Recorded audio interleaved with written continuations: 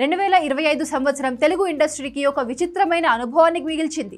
December 5 వరకు లెక్కలు చూసుకుంటే దాదాపు 202 స్ట్రైట్ తెలుగు సినిమాలు థియేటర్లోకి వచ్చాయి. అయితే క్వాంటిటీ ఉన్నంతగా క్వాలిటీ సక్సెస్ రేట్ లేకపోవడం గమనార్హం. విడుదలైన ఈ 200 సినిమాల్లో బాక్సాఫీస్ వద్ద గట్టిగా నిలబడి లాభాలు తెచ్చిపెట్టినవి కేవలం 15 సినిమాలు మాత్రమే.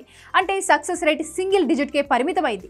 దీంతో ఇప్పుడు ఇండస్ట్రీ ట్రేడ్ వర్గాల కళ్ళన్నీ ఇయర్ ఎండింగ్ 2026 సంక్రాంతి సీజన్ పైనే ఉన్నాయి.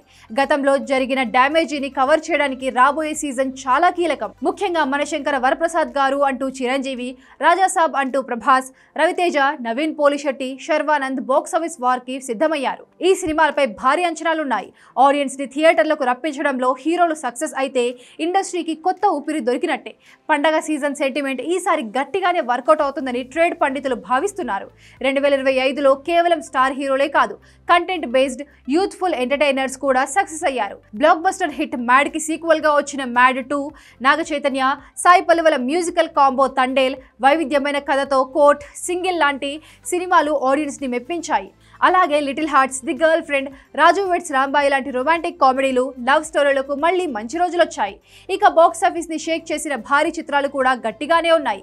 పవర్ స్టార్ పవన్ కళ్యాణ్ ఓజీ 300 కోట్లు వసూలు చేసింది. అలాగే ధనుష్, శేఖర్ కమల కాంబినేషన్ లో వచ్చిన కుబేరా, నాని హిట్ 3, తేజ సజ్జా మిరాయ్, కిష్కిందపురి, కే ర్యాంప్ లాంటి సినిమాలు సత్తా చూపించాయి.